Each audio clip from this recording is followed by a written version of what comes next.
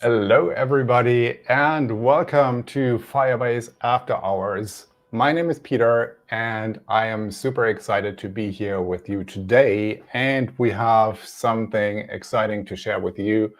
You've probably seen the internet explode with, where is it? Nano banana. So this is a full life-size banana. But today we're going to talk about Nano Banana. And I can't do it alone, so I've brought in some people to help me.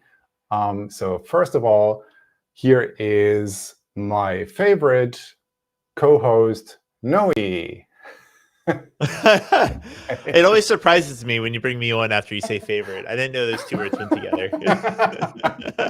Well, just imagine what would happen if we have two or three hosts, and then I'll bring in my first favorite. Or my actual favorite. While we're on the topic of favorite or not favorite, Noe, what do we typically do when we start the stream?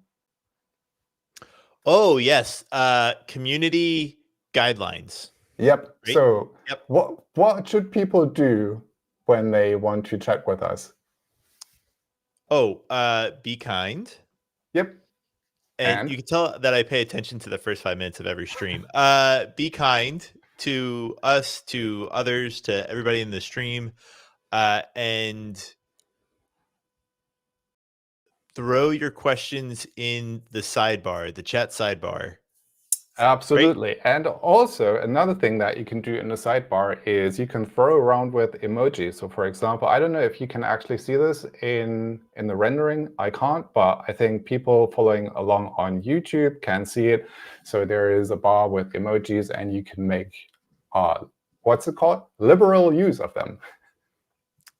Ah, yeah. So I guess if you love something that we're talking about, throw us some hearts. And then if you absolutely don't love what we're talking about, maybe like the shocked face. Yep. That's awesome. Unfortunately, there is no bananas in the emojis, so we're going to have to just imagine. I mean, so let's use a replacement. So if people think something is worthy of a banana, they can throw us the 100 emoji. There we go. Perfect. Yeah. Awesome. Cool. So we've got a guest today. And so when we were preparing for the stream, I was out to grab a drink, and I was muted, but I could hear you and our guests talk about how did the stream even come about. So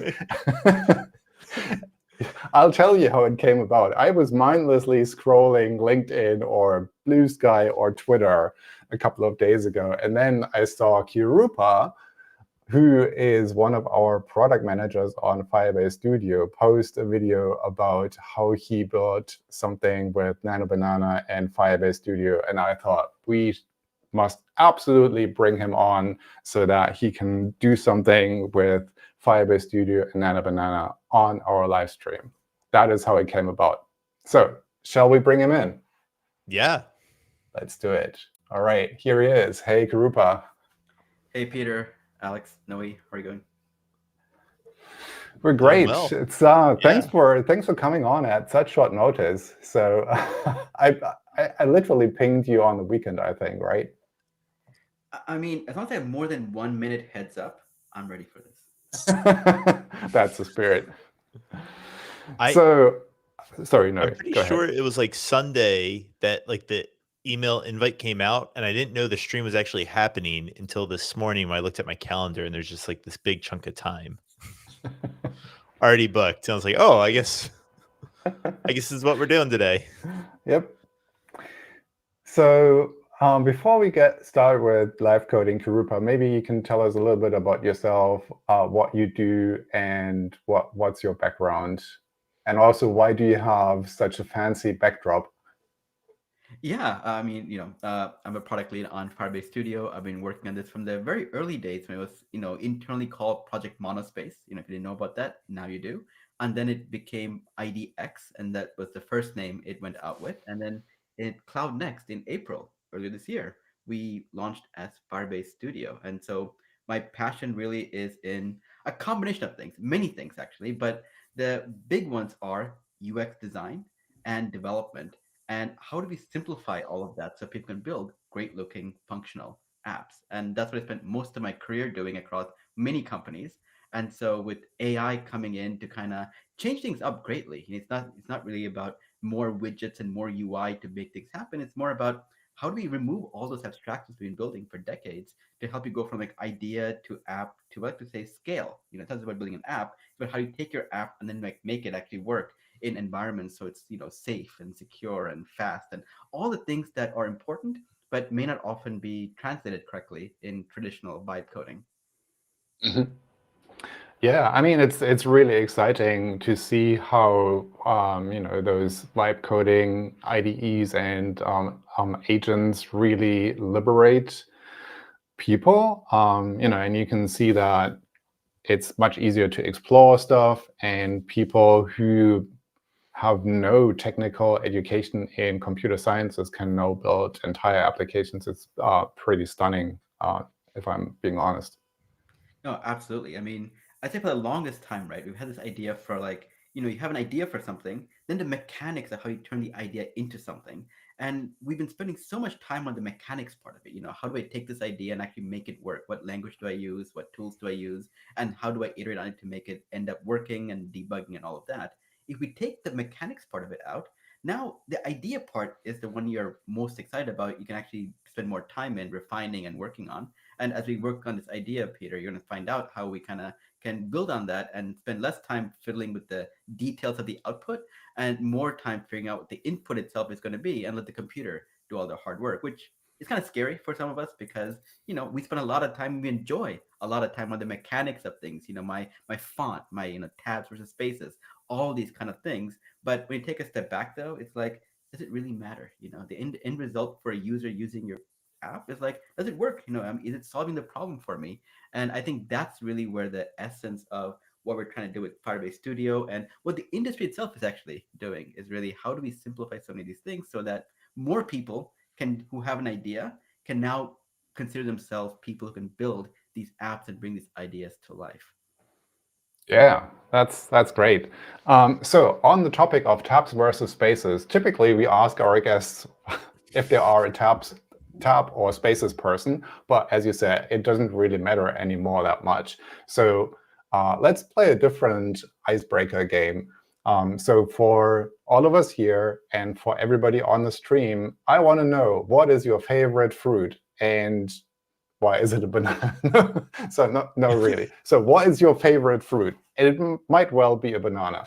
I'll go first. My favorite fruit is mango because it is sweet, it is delicious, it is also a little bit tart, and I once had the best ice cream in my life, which was mango ice cream somewhere in Italy in San Gimignano. And it tasted like you would be biting into a fresh mango. So that is my favorite fruit. Kirupa, how about you? Oh, that's a tough one to select because jackfruit is my favorite fruit, but in ice cream, it's lychee. Oh. So what's the closest to jackfruit? I don't think I've ever had jackfruit. And It's I know what a probably- lychee is, but I don't know if Peter does. Could you just describe that for Peter? So Yeah. lychee, on the outside is like a very spiky red thing, but when you cut inside of it, you have it's hard to describe what it tastes like because I'm like, oh, it tastes like lychee, and so, but it's sweet and it's not sour or tart, so it's mostly on the sweeter end of things. But yeah, the durian is the closest thing to a jackfruit you'll find. Very different though. When you cut into a durian, it smells. It has a smell that some people love, some people don't. Whereas a jackfruit is more neutral in that sense. Okay. So, huh. So for me, I'm gonna answer your question with a story. When I first moved to California, like 12 years ago, I did not eat a lot of fruit prior to moving to California, and I just like people showed me an avocado and they're like, oh, this is like what you got to eat when you're here. And I was like, oh, yes, I will go out and buy one and eat it. So I bought it and then I bit into it thinking it like every fruit's an apple. And I learned very quickly that you're not supposed to, that's not how you eat an avocado. And then to answer your question, probably passion fruit. I had passion fruit one time in Nairobi, and I just thought it was like the best thing in the world. Also, there's this fruit that you can only buy in Florida that tastes like black pudding, or not black pudding. That's it tastes like chocolate pudding. I'll figure it out later. Yeah, or we'll bring on Dimitri, and then he can tell us about it because I think he lives in Florida. All right, so I see people on the stream say they love raspberries, watermelons, and durian. Yeah, nice. Keep it coming. And while people tell us what their favorite fruit is, why don't we get into the coding? So what I thought we should do today, Kirupa, is we'll put you on the spot and we'll ask you to implement an application, and it should make use of Gemini Nano Banana. So there must be some sort of image generation process in there, and also Firebase Studio. And so one thing that I've been really enjoying is those tiny little rooms that you can generate. So I don't know if it's focusing all right. So I've been playing around with that. And you can see I've gone crazy a little bit. So I think you have a big house, Peter. No, it's not just. So, for example, I went for a walk the other day, and then I took a picture from outside. And let me see. In somebody's house? You're from the outside? No, outdoors. So this turned out to be a little bit too realistic for my taste. Or this one where I photographed somebody's plants outside the doorstep, and then it thought, oh, I'm going to turn this into a room. Or even your dustbins or your trash cans look kind of like cute if you put them through the process. So yeah, I was thinking maybe we could do that. Kirupa, are you up for the challenge? Oh, born for it. All right, cool. So can we bring on your screen? Yep. And then you can see it. Right. Yeah, walk us through it. Okay, so for those of you who are unfamiliar with the screen, this is the landing page for Firebase Studio, where you can do a handful of things. One is you can create a new project using the more traditional form of development, which is from templates, where you might have a preferred tech stack, and you can do all of that work. Or you might have an existing project, and you can go ahead and import it from GitHub or upload it from a zip file. And so we support all of the kind of ways we've been building apps for decades. But the part that's actually interesting is that there's a whole layer of AI infused across all these stages. And one of the modes that we have for creating your app is what we like to call our prototyper. So you can actually use natural language to go from an idea to having, in a few minutes to a few seconds, an app that does mostly what you want to do. And then you can keep interacting with it, again, only using natural language, chat, images, sketches, whatever, and have an app that you iterate on. So less about the coding or the mechanics that we talked about earlier, and more about how do we focus more on the input and refining the idea itself. So in this case, Peter, I think you had a pretty detailed prescription of what you wanted, which is you need a way for you to upload an image, and then Nano Banana takes that image and modifies it to essentially create like, how do you describe it? Like an isometric 3D version of a map, a room, or something like that? Yeah. So, and maybe this is something where we can start, right? So, oftentimes I have something in mind and I can't really put it in words. And what I will end up doing, I will go to Gemini and say, hey, do you know this thing where you've got those tiny, cute rooms that look really cozy, and you look at it from a diagonal angle, and can you help me create a prompt for that I can use in in the Gemini API? And then it'll say, oh yes, I know those isometric what they're called, dioramas. And then it came up with this perfect prompt. So that's how I create my prompts. I go to Gemini and just ramble into it, and it'll give me something perfect. And Okay, Krupa, if you don't mind, do you think you could turn up your mic just a tad, if okay. possible? Is it better now? A little bit, yeah. Okay, perfect. All right. So I have my prompt here. So I kind of just started off by saying, create me an app where I can upload an image of a room. The grammar's horrible, but AI is forgiving on this. Use Nano Banana to turn this image into an isometric diorama style version of the room. And yeah, let's get started with that one and see what happens. Actually, Peter, were the images you had, were they photorealistic or were they more cartoonish?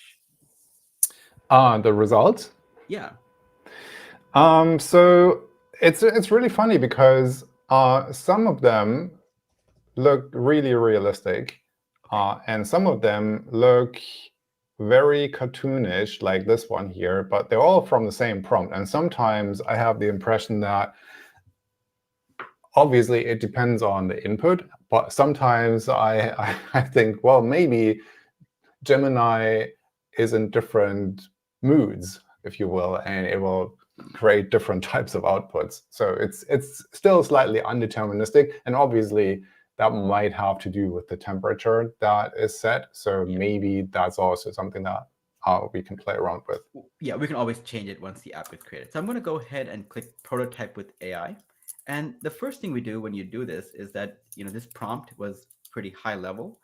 Before we build the app itself, in Firebase Studio, we create what's known as a blueprint. And this is kind of think of it like a one-page spec or a PRD you might expect of how this application might need to live. So we automatically create a name for you, Diorama Dreamer. That's a pretty clever, alliteration there, all of that.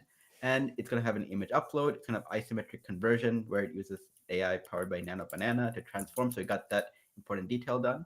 It's a diorama display, and it also supports downloading it. Color, layout, typography, that's great. We could go ahead and let that start, and we can modify it shortly. So this looks good to me. I'm going to go ahead and click prototype this app.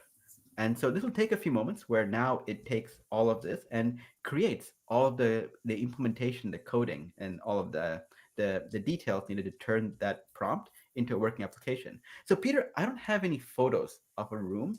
Do you mind sending me one just very quickly so that way I can use that? Yeah, I can. I can take a picture of my room right now of the three of us. So it's going to be kind of a selfie. Thank you for asking Peter instead of me. So now for the challenge to get this off of my personal iPhone onto my corporate computer. So let's see. Well, it'll be a moment. We'll get there. Do you want to get it on Corp Chat? Yeah, I'm in Corp so. Chat right now. Let me just send you an IM just so that okay. the connection is there. Krupa, not to be trouble, but do you think you could turn up your audio mic just a little bit more? Is it? Wait, sorry. Okay, now it is on almost full blast. Is it better? Yeah, it's better. I think so. Yeah, it's a lot better. Okay. Yeah, I think when I adjusted the mic earlier, I may have hit some button somewhere. So thank you for flagging that.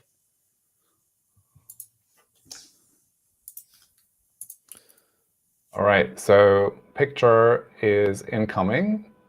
All right. And the app is also building behind the scenes. So we're like doing things in parallel, like pros. Nice.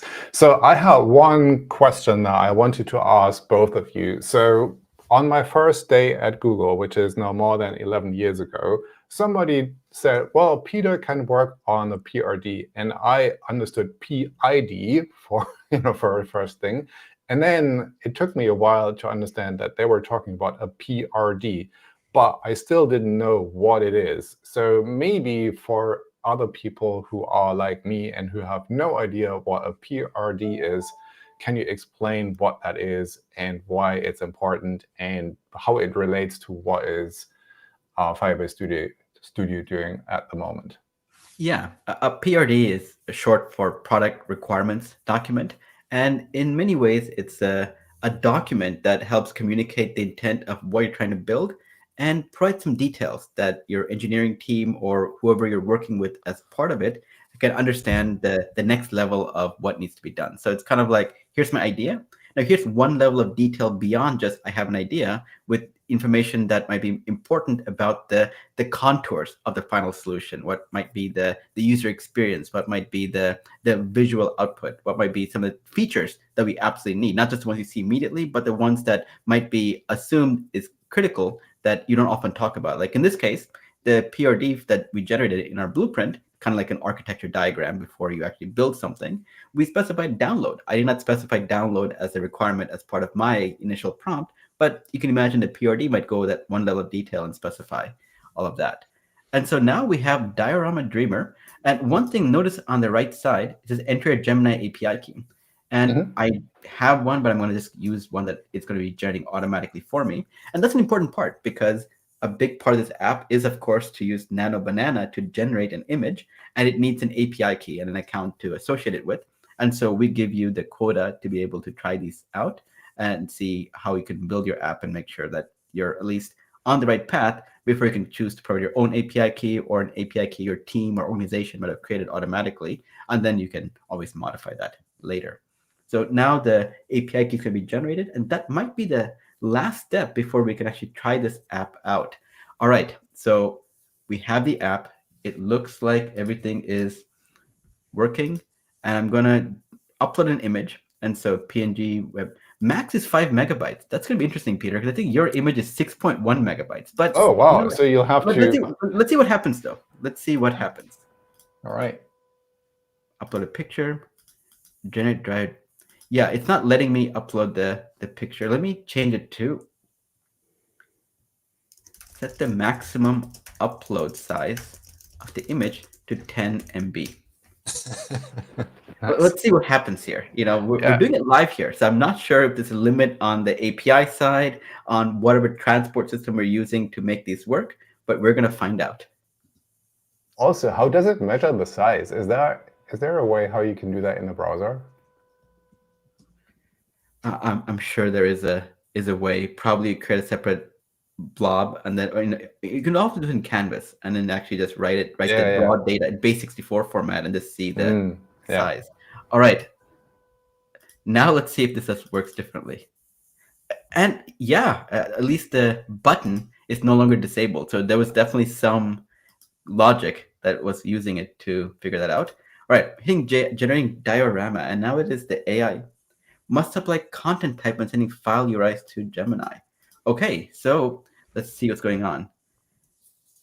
There is an error that content type is not being specified when sending the file URI to Gemini.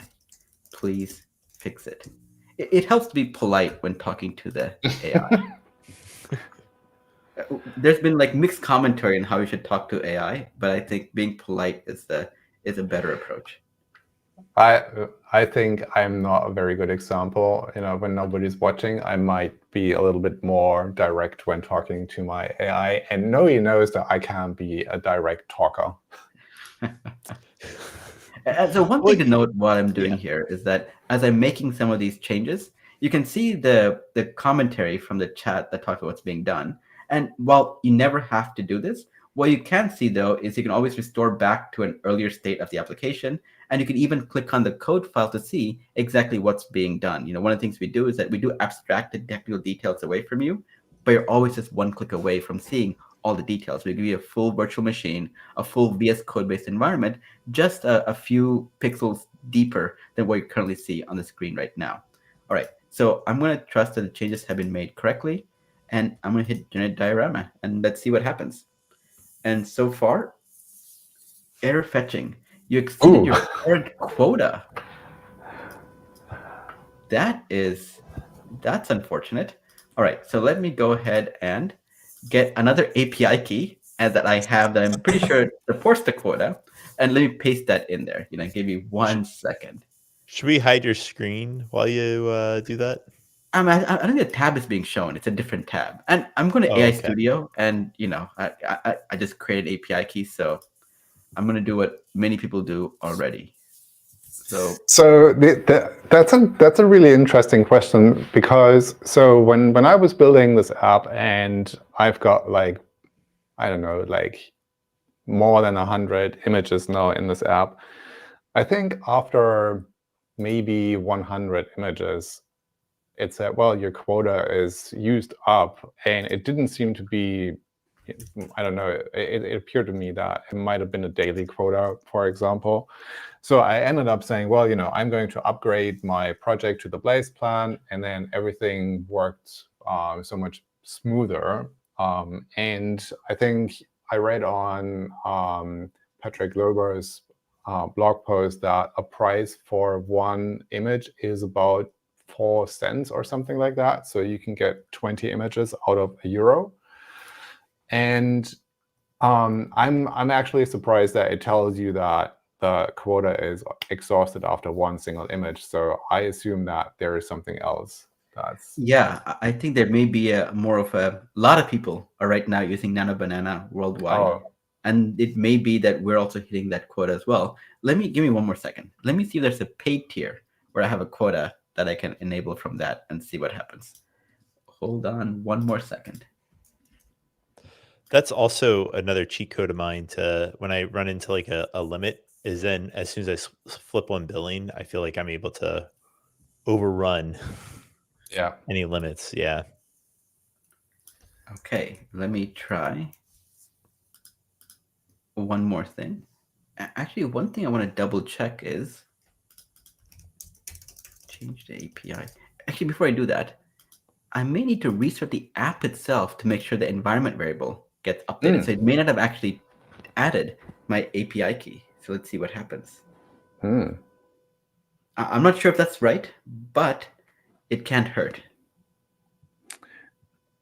It's also saying something about pending file changes right up there. And you might, want to scroll this out of view because we can see the API key. Oh, I'll delete the API key afterwards, so it's totally fine. Okay, just for kicks, let's now upload the room image again. And okay, so it's not that. So change the API key to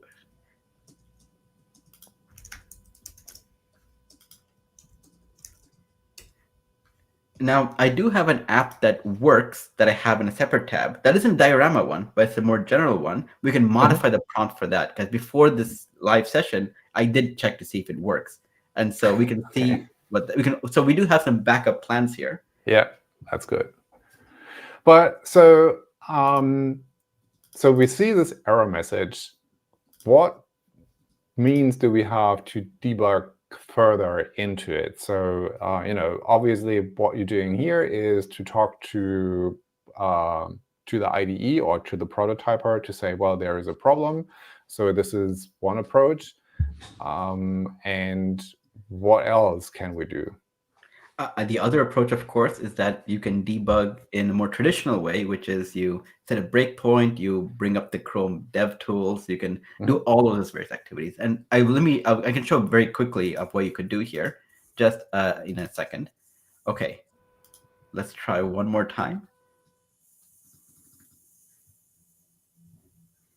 Okay, this is usually the error. It looks promising. Looks promising, yeah. Let's hope in one shot it gets it all right, because there may not be quota for the second one. Oh, there we go. Oh, wow. Look at that. Look at that. Let me take a quick That's incredible screenshot of that. That is pretty. And not only that, Nice. like we actually went through the workflow where stuff didn't work. We used AI to kind of help us and a little bit of our own like assumptions on what's going on with the API key. And we got the app working. That is amazing. You know what? So it actually looks like that in my room. That is the weirdest thing. So it was able to basically, what do you say? Is it infer? To infer how the rest of my room looks like. That is the wildest thing. Hey, I think I got your shoes right too. Let's see.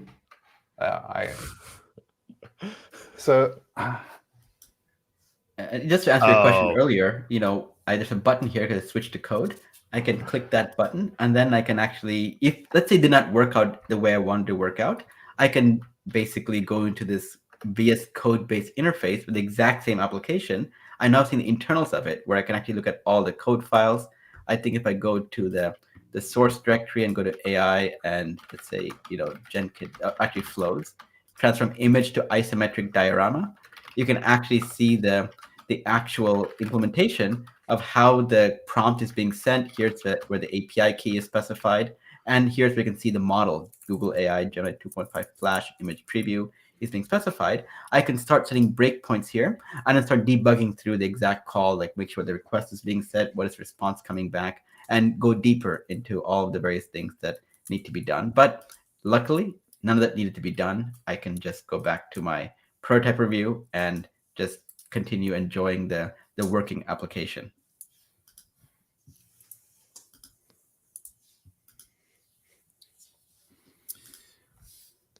So, did you specify in the initial prompt that it was supposed to be a diorama? I'm trying to recall what the initial prompt was. I did. Let me scroll up to the initial prompt. I did, to isometric diorama style version of the room. Gotcha. Yeah, no, isometric pixel art was one of my favorite things to do in the 90s, just to create it. So that style is something I'm familiar with, and so that's why I specified it. But if you didn't specify that, though, and for example, one thing that I could have done is, as part of building the application, I could have added an image from Peter's output and said, make it look more like this image that I have right here. And then it would have interpreted the general contours of the uploaded image and turned it into the diorama version of it. So, there's a lot of wiggle room we have in being able to specify as much or as little we want in specificity. yeah, so that's actually one thing that I wanted to ask.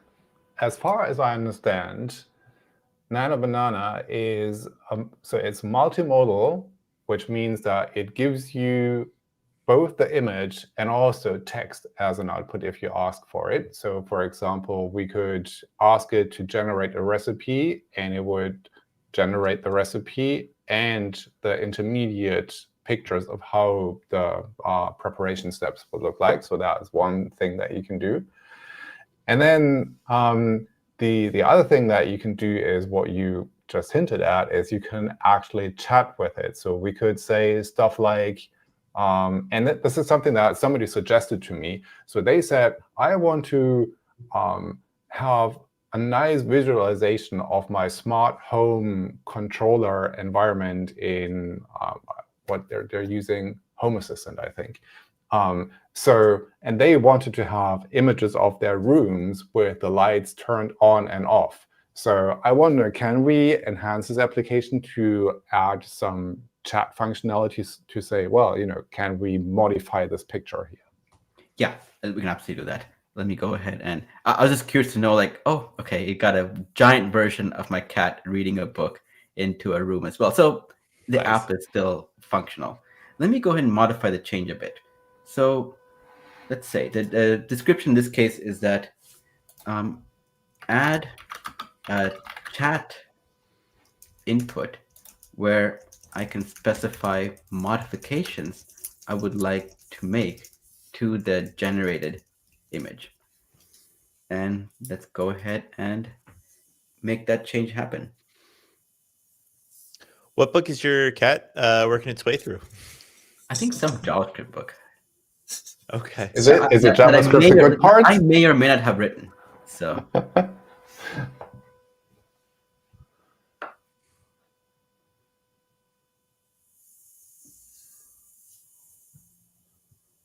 Okay, so it's adding the text input right now, and we can kind of see what the code that's being generated looks like. It doesn't have to be there, but one of the things we always like is the old defragmenting UI you might have seen in Windows, like back in the day, where like the blocks would be slowly moving from being organized versus not organized. And so we try to mimic that a bit with what we're doing here. Okay, so now you can see that there is a description here. So let's go back to Peter's image. Upload image, and let's also describe something that we want to add. So Peter, what should we do as a I always wanted to have a lava lamp. One lava lamp or many lava lamps? At least 6. Add 6 lava lamps. Now, are these lava lamps like normal sized or life sized or larger than life?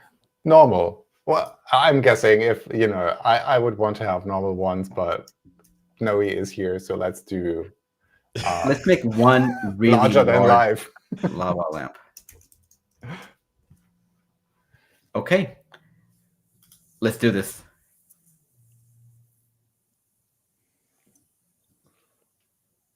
So the breathing animation on the magic wand is very subtle.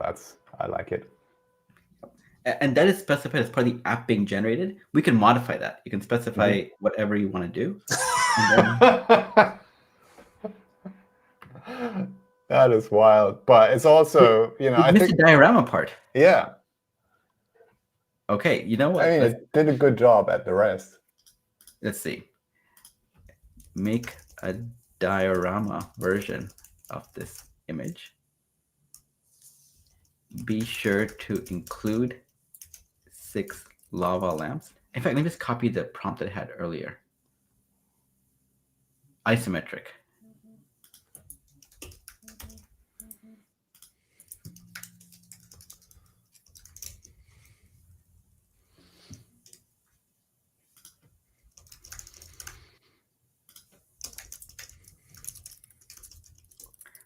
Lava lamps needs to be really large. Okay, now let's see what happens.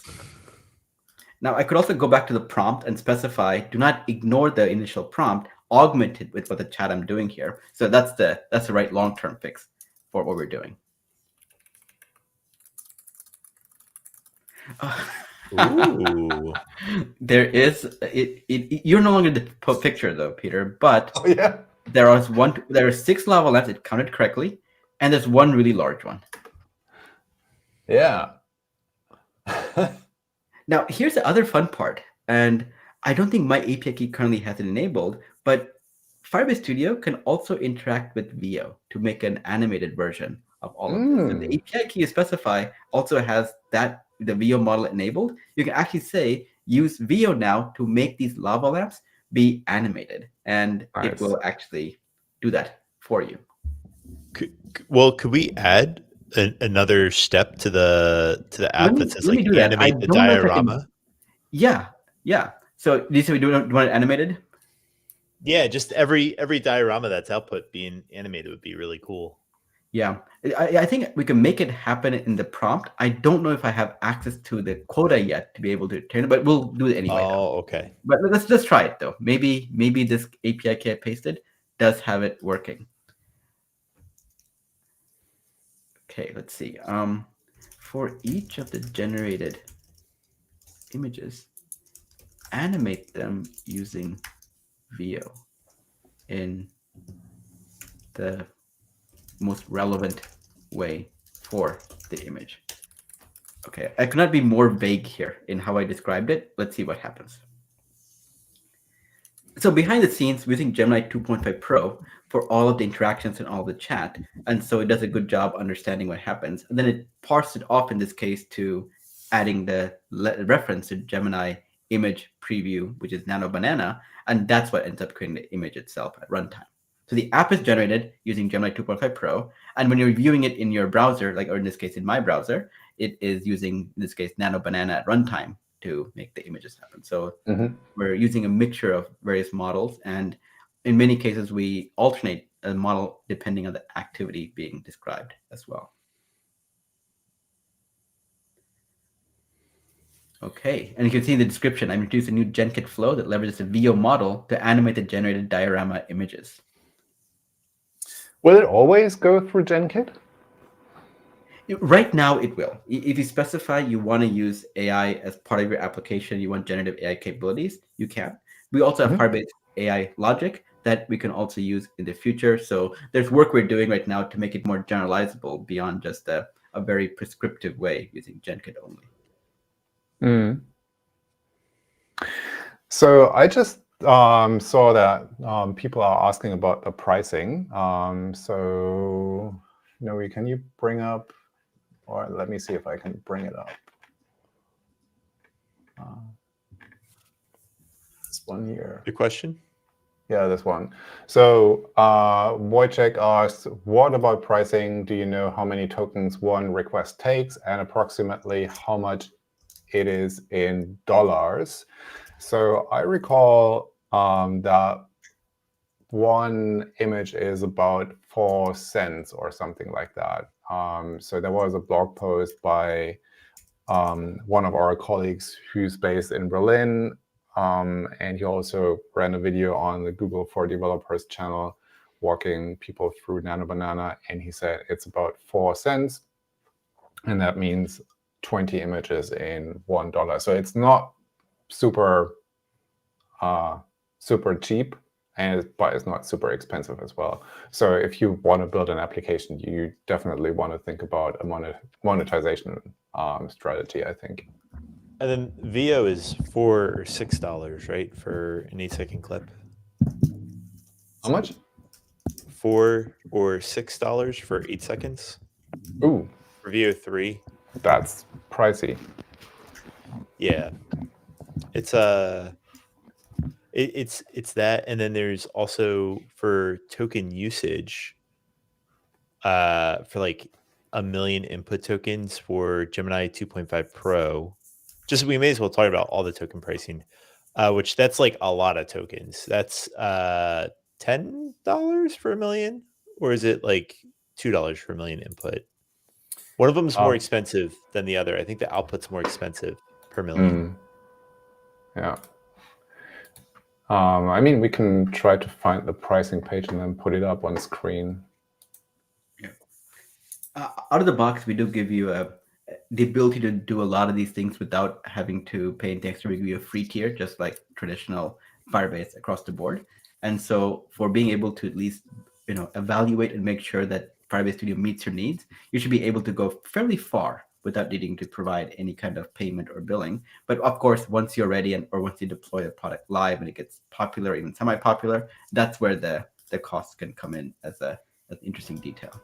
Mm-hmm. All right.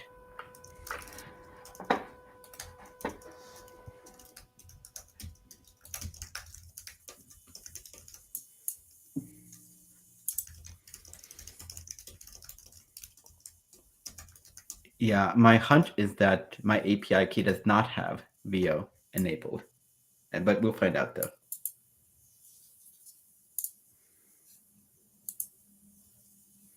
So here's the pricing page for the Gemini API, Gemini models, and you can see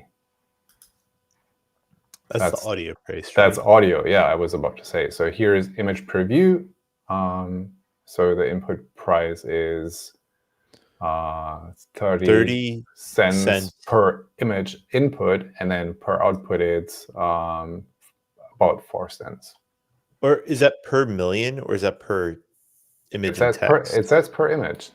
Well, that's the output, but I'm referring to the input. Is it 30 cents per million, since you see the paid tier per million tokens? True.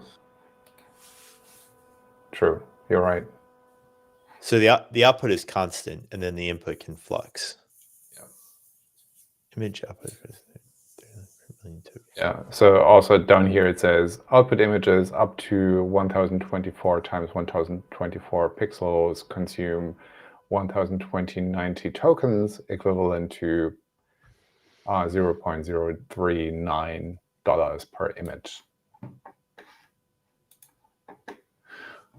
Yeah, but I guess, I mean, with most of the models, we've seen that pricing just went down, right? So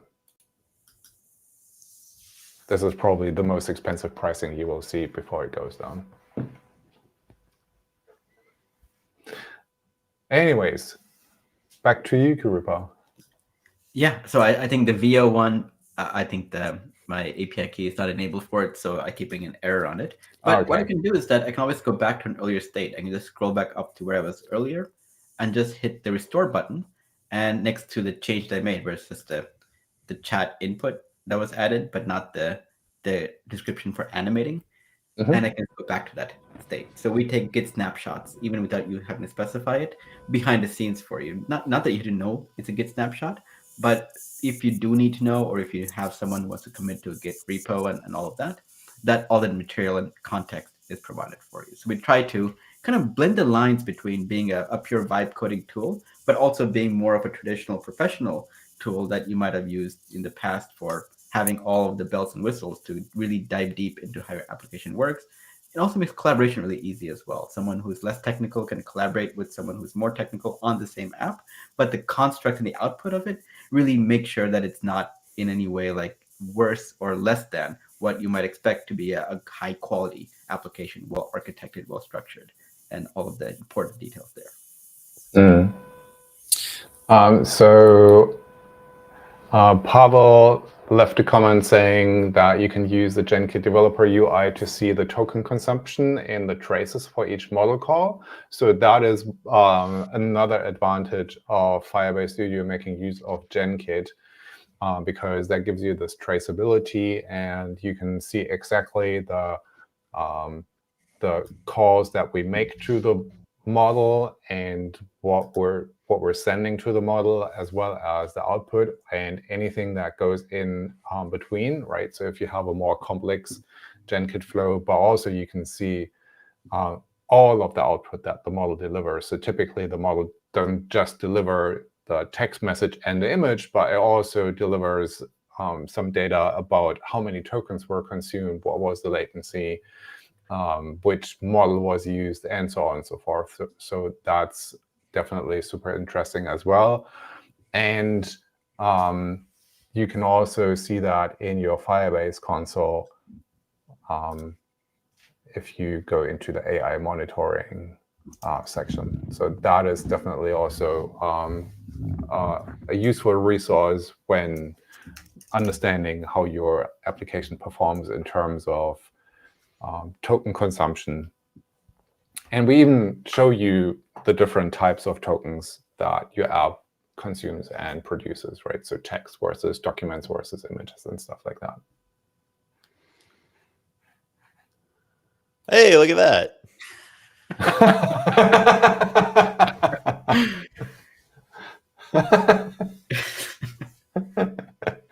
Yeah, it's a lot of fun, to build some of these apps if you just want to try things out. And once you have the app running, you can always, for example, share it you can scan the QR code on your phone and then just have it working on your phone directly. Or you can deploy it, you can publish it.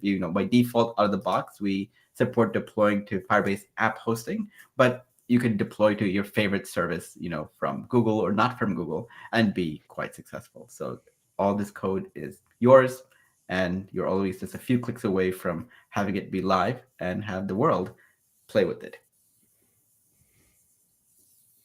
Nice. So I think we had another question that was around Flutter. So what apps do you recommend I use in my Flutter app for AI integrations? Not sure if apps or APIs. I think it's APIs and SDKs, right? So for Flutter, we do have the Firebase AI Logic SDKs available, and that integrates with Gemini and all your favorite features. If you want to move to a server-side environment, GenKit, Pavel recently commented on, and Peters gave us an overview of why GenKit is valuable with AI monitoring and being able to measure your tokens and gather some heuristics about how users use your apps. So as far as SDKs and APIs, I would say the Flutter AI Logic SDK or the GenKit server-side SDK to build your own APIs to interact with. So one question that I frequently get from people is, when should I use GenKit versus when should I use Firebase AI Logic? And when should I call Gemini directly? What is your recommendation, guys? I personally like running everything through GenKit. I've become dependent on it. I'm just addicted to building, these server-side flows and letting my client do the least amount of work, because I don't know what my clients look like or what they're going to do, what the users are going to do with all that code that I give them. But that's my opinion. And I've just gotten very dependent on the dev UI. Karupa, do you have a differing opinion? No, not a whole lot. I think for more complicated scenarios, especially if I'm going to be building something that's going to go really popular and go live with a lot of users, the dev UI is extremely helpful, because the biggest unknown often is that how much will this cost me? If we wake up tomorrow and I get 100,000 people using it, what will the overall cost be from it? Hosting is often not the big one that's going to cost. It's the model generation. If people right now, the brief window where they saw my API key are now generating many images, it's like 4 cents an image. That could be a lot, and some images might be more than 4 cents, maybe at the 4-cent mark, others might be less, depending on the complexity of the output. So the dev UI is actually very helpful in being able to help me at least predict to a certain extent for it.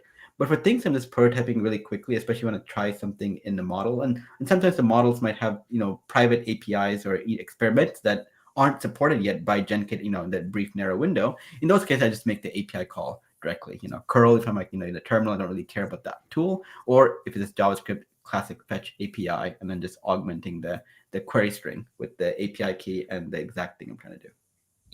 Actually, one other thing that I forgot to mention is, and Karupa, you touched on this a little bit, is like for really quickly prototyping, like the Firebase AI Logic SDKs are great because you could just build it all right in your app. You can see how everything fits together. But one thing that the Firebase AI Logic SDKs offer that GenKit does not offer, because it's nearly impossible for them to offer it, is access to Gemini Nano in the browser. Right. So it's through that hybrid inference. So that way you can offload to the local model on device, or you can then go up to the cloud model while the local model is downloading or things like that. Right. And this isn't the like downloading Gemma or some other model. This is the one that's built into the Chrome browser that's shared across multiple apps that I'm thinking of. And that allows you to, if you have a small feature like tell me the star rating of like a restaurant, do I really want to go like kick my GenKit server and be like, all right, come on, we gotta register these star ratings, right? That's a lot of traffic back and forth. No, I'd rather just have like my local AI Logic SDK handle that one. So maybe like smaller tasks that run really frequently, I might offload onto the client making those requests, and then pick models like Flashlight or Gemini Nano to handle those. And then for ones where I'm pooling like, all the data on Earth, that's when I might go to GenKit, I believe. The more you talked about why you also don't like running anything locally, the more I thought about like why I do like running things locally, and so I just contradicted myself. Peter or Karupa, do you want to have a rebuttal to me? Sorry, what? Say what? I said, do you want a rebuttal? Ah, rebuttal. I thought you were thinking about, do you want a bottle? I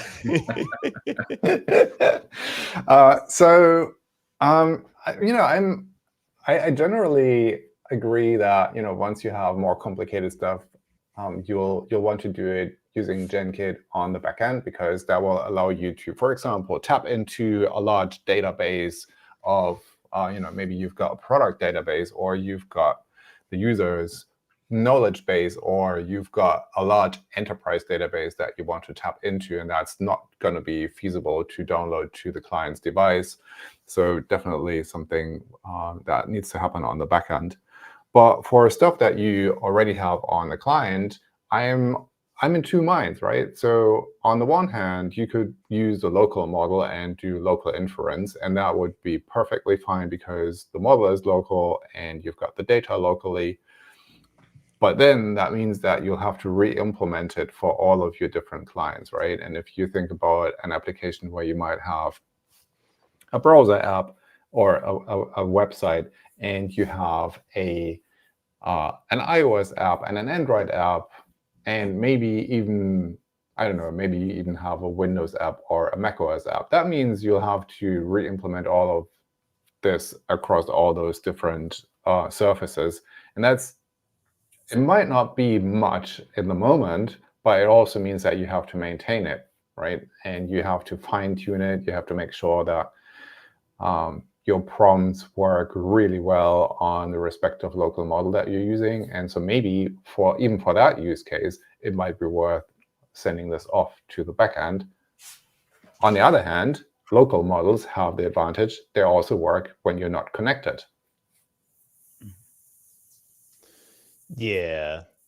That's also a good point. I feel like most, and maybe I'm not necessarily the user that's concerned with the local models. I feel like 99% of the time I'm connected, unless I'm on an airplane, and then we're all sharing a dial-up connection, right? So it's one of those things where I don't expect to be able to send like any data up and through and all those other things, right? I did hear one other use case for running AI inference locally and talking to Gemini locally is I think Android came out with something that allows you, it's called like app functions, or they're like working towards it. I read some news about it, where you can have your app, let's say you have like Karupa's banana app on Android, right? And I'm an Android developer and I want to send some query from my user into Karupa's Android app as like a tool. The user types into my app, and I think it then can use Karupa's app as a tool for inference, or like a tool call with Gemini.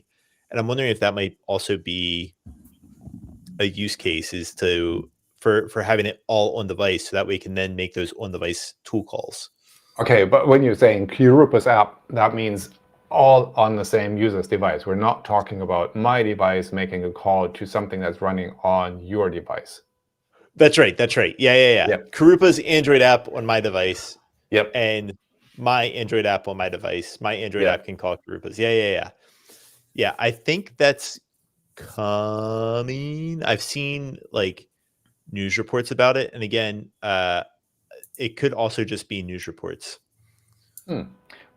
But it sounds like a smart idea, right? So you want to be able to tap into the data and the logic that you've got on your device. I mean, that I don't know how useful it actually is, right? So I mean, I've been using all sorts of digital assistants around my house and on my smartphones for the past couple of years. And I named mine Peter. Right, so you'll just say, okay, Peter, set a timer for 10 minutes. That's right. Nice. Peter, can you set a timer for 10 minutes? Yeah, sure, I can do hold that. on, I gotta go turn that off. But yeah, I mean, that is, I think setting the timer, that is probably the most typical use case for digital assistants around the house, or playing the music and stuff like that. Because every time you try, so I have a hydration tracker on my phone that I use to track how much I drink throughout the day, and you can use it using a voice command. But I typically don't use it because it's so much easier to just go and tap, right? So I think we're not there yet where this kind of like magical multimodal communication with a computer, like we've seen it on Star Trek, works seamlessly for many people at the same time in the same room. I mean, what we really need, though, is like one of those classic customization pages where you can pick and choose exactly what things you want the model to be optimized for. And then the more checkboxes you hit, the larger the model gets and the more compute you might have on your local device. But if all I'm doing is, let's say, using the timer example, I'm just setting basic commands that are time-based, I can just specify that particular item and have a model that's optimized exclusively for just that activity, and then have it be here. Because one could imagine that image generation may be something that is more complicated than, let's say, autocomplete for a poem. Then I might create an app for children to add some ideas, and then have a poem generated automatically. And so having more bespoke models that can be generated on the fly or generated pre-generated and then uploaded specifically may not be a bad idea, because all the local models I've seen so far, they're good, but they also encompass a lot of things I may not need for the kind of app I'm building. So I'd rather like all that extra capacity is used for getting really good at this very narrow domain that I do care about, in which case I think local models may actually be really good competition in some cases for live models, especially if you don't need real-time data or real-time tool calling from things that need to, like, let's say, search Google, for example. Yeah, and the autocomplete use case, that is actually a really good example for something where using a local model makes sense, right? So if you are in an email or you have an application where the user can type text and then you want to refer to other stuff around the application or the device, that might be useful, right? So the user starts typing something that looks like a date, and your model can automatically complete the date based on what the surrounding text is. For example, if you say, why don't we meet on, and then you start typing a date, and then the app can automatically suggest a date that is suitable for both you and the other person you're trying to invite, for example. And I think that is a really good example for a local model because you already have all the data locally.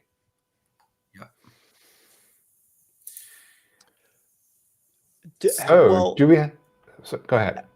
How often do you store all the data locally, like on your device?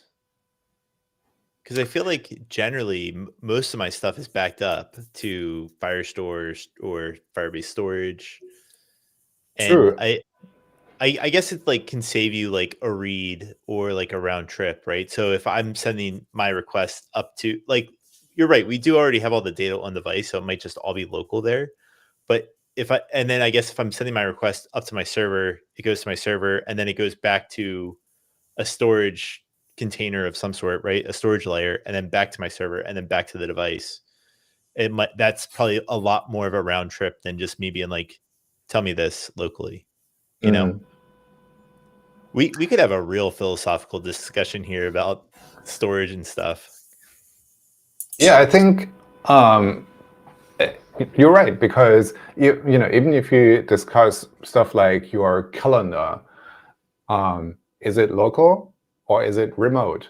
I would wager that part of your calendar is local. It's synchronized to your local device, but the general, like your entire calendar lives in the cloud probably. Well, not probably, it does live in the cloud. And we only have a window of maybe a couple of weeks that is on the device. For your address book, for example, it probably lives entirely on your device and also is synchronized to the cloud automatically, right? But all the data is on your device all of the time, even if you are on a plane, because it's a rather limited set of data for a normal person. Okay, I see what you're saying. Yeah, so maybe it comes back to like the context of which you're trying to run local inference and things.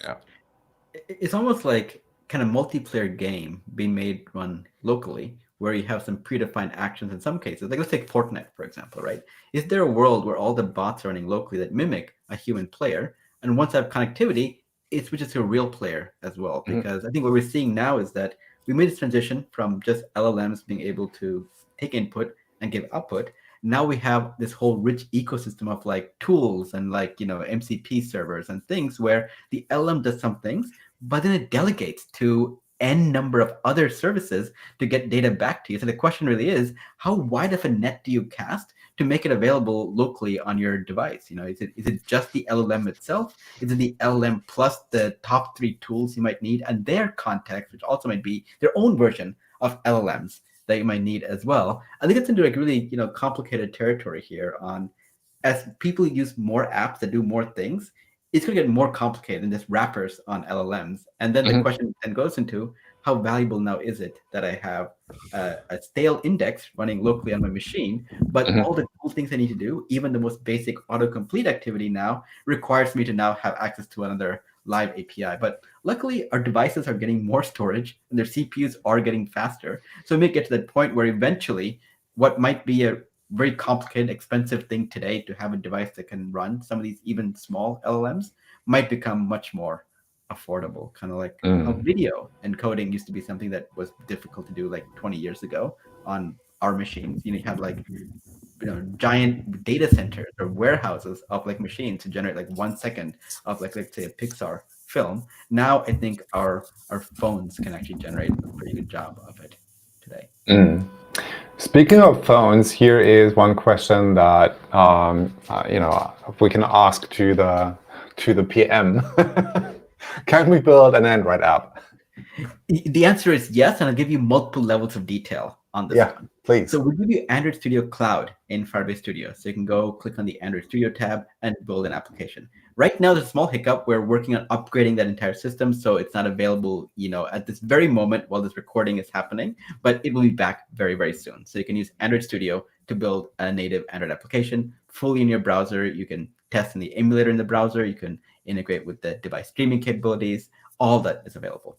You can also build a Flutter app. If you want to build a cross-platform app that happens to target mobile and also happens to target Flutter and other platforms, you can go through in that format as well. Now, the other question that I'm sure many people have asked in other venues is, when can I use this app prototyping mode where I can actually specify a prompt and then have the output be an Android application? And that's something we're actively working on. Right now, the output is Next.js specific. It's a web app.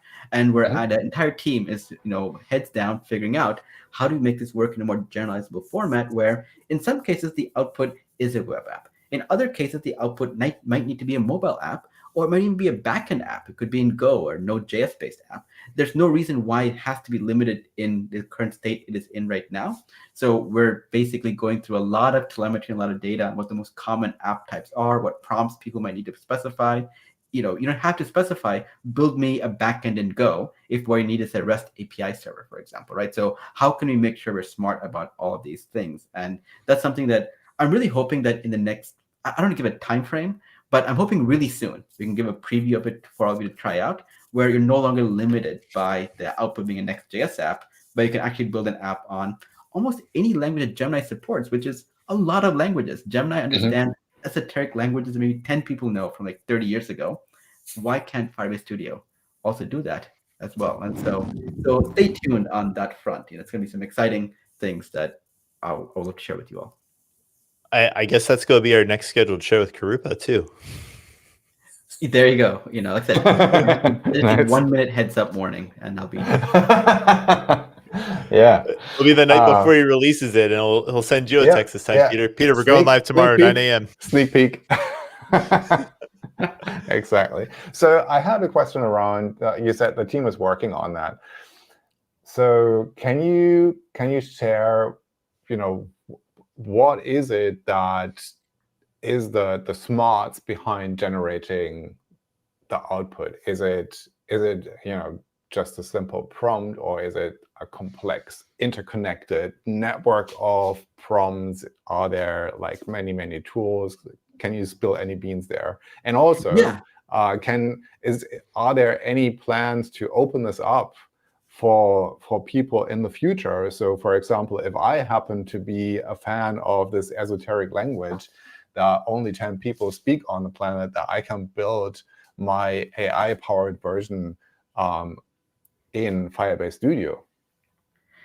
Yes to all the above. And so the way we're building it is there are a series of prompts that we use. There's a prompt that is used for creating the blueprint. There's a prompt that is then used for taking the blueprint and building an application. And there's more prompts we use for editing it. And we have some more context-sensitive prompts as well. And these prompts are not your 1 or 2 lines in like a markdown file. They're actually pretty elaborate. They go into really great detail on exactly what error conditions to watch out for, what are the things to optimize for. Like, for example, one of the things you often see is that in various benchmarks on how good the quality of the output is from Firebase Studio, we try to make sure we're always like ranked very highly. We want to make sure the app doesn't just work, but also actually looks like something you're proud to present, like a designer was actually involved in making the application work really well. And prompts play a big role in making sure that the right images are used. For example, in the example we saw earlier, you called out, Peter, that as the image is being generated, there's a subtle animation of the magic, the wand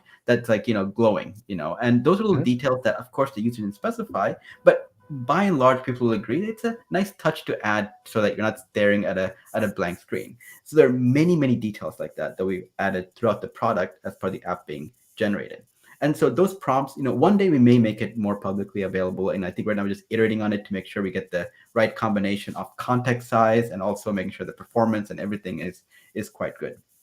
Now, the part's going to be interesting, though, is when we start figuring out, like, how do we make this work in more context beyond just like app prototyping? You know, you have a brownfield application, you have an app that you built 6 months ago or a year ago or even 10 years ago. How could we make that work in the same way? And so that's a big part of what we're also thinking about right now. You know, is that app creation, app editing. Because an app, if I go back to the app I just created, it's now a brownfield app that I built. You know, there's no reason why we have to treat it differently than what we might have done to an app that was built outside of Firebase Studio or in Firebase Studio, you know, or IDX, you know, whatever. But as long as it's in a format that we can understand or VS Code can understand, we should be able to make your app work. You know, I should be able to add a contact page to an app that I created 5 years ago. When the developer is no longer in business, they're no longer working on this one, I should be able to use AI to make that happen. That's really the big part that we're working on. And we've seen previews of it that we've been releasing over the past few months as well. You know, one of the things you've seen is that agentic workspaces. Brody Davis, you know, another, you know, legendary DevReller, you know, that many of you know, he's been working on Firebase Studio, and he released these great templates where he modified a lot of the existing ones to actually have Gemini.md files and AI rules files and more specified, you know, commentary on how the AI should interact.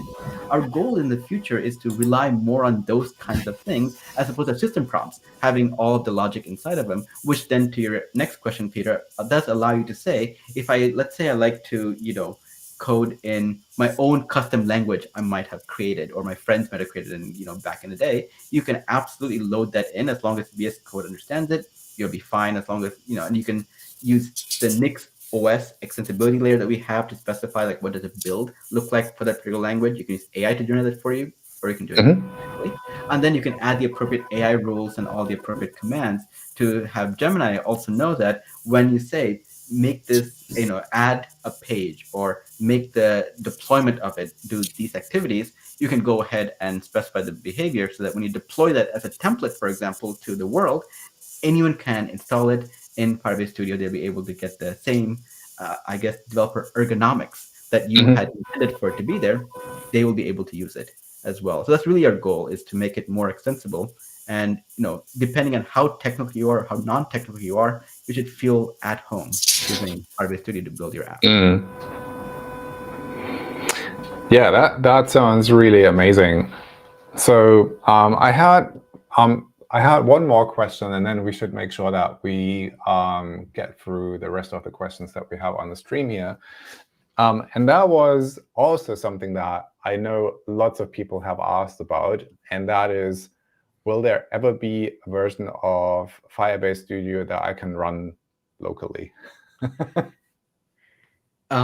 It's probably the #1 question we get. And the answer is, we'd like to have a solution here. I think the complexity goes back to what we talked about earlier, is how wide of a net do you cast in being able to provide an offline local story that allows you to be able to build and get the magic of everything we showed here. Because, you know, let's say we don't have the AI capabilities that we showed off right now, or the ability to call the various tools we call to be able to generate images or be able to process large amount of files, create documentation, all these various things. Is it still a useful product? And I think we're trying to figure out what all those things are as a part of it. And stay tuned is the best I can say. It is something that is top of mind for me and the other PMs on the team, but nothing that we can concretely say we have a great solution for yet. Yeah. Yeah, it's a tough challenge, but yeah, it's one of the things that you know, I always feel like, oh, it's a great product, but you have to go online, and sometimes, you know, booting up the workspace, that takes a while, and you think, oh, you know, if I could use it locally, everything's there and it starts up in a second. So maybe it's a matter of make it faster, and then people will stop asking for it, right? Yeah, and that's something that we're actively working on. It is one of the top requests we get is, can you make this faster? You know, I'm willing to, you know, do whatever it takes to get more storage or more CPUs or more RAM for making these builds happen. It's a hard problem, mostly because when we're building it and people were using it, everything was easy. Now we're a live production service, so we're learning what it means to build something at Google scale and have the Google level of demand for all of these things. And so it is definitely top of mind. And somehow my cat learned how to open the door and is now sitting on my lap here. So nice. You know, it's the other one, not the orange one, but the gray one was not featured in the diorama image. So he's probably complaining about that. All right. So Noe, do we have any questions that we didn't get to on the stream? I think we've answered most, if not all, the questions. I've been trying to keep track of things as they've come in, and I think we answered most of it, if not all of it. I've seen one here that might be interesting to wrap up, and this is: do you see it possible for non-developers to start building big projects in a scalable way and then be a one-man success business?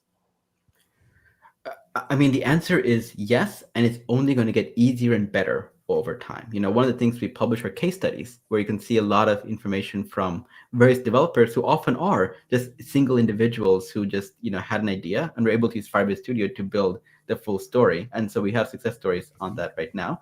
And we're continuously working on making sure that out of the box, the app that gets generated, meets the criteria for what we like to call professional apps. Is it fast? Is it scalable? Is it secure? You don't want to have, like, let's say, your API key in local text in your client side, which we don't do, by the way. It was an environment file, which is, separate. So little details like that are often seem like they're very small things, but we've seen so many cases of tools generating output that seem great, when you're in the browser, but then someone got access to it or some bad actors got access to it and they were able to use it to do all sorts of things that you didn't intend for it to do. So we try to make sure that we deal with the dark side of app development as well and make sure that, safety and privacy, all these things are done well. So those go far in helping you build a secure business and something that's scalable.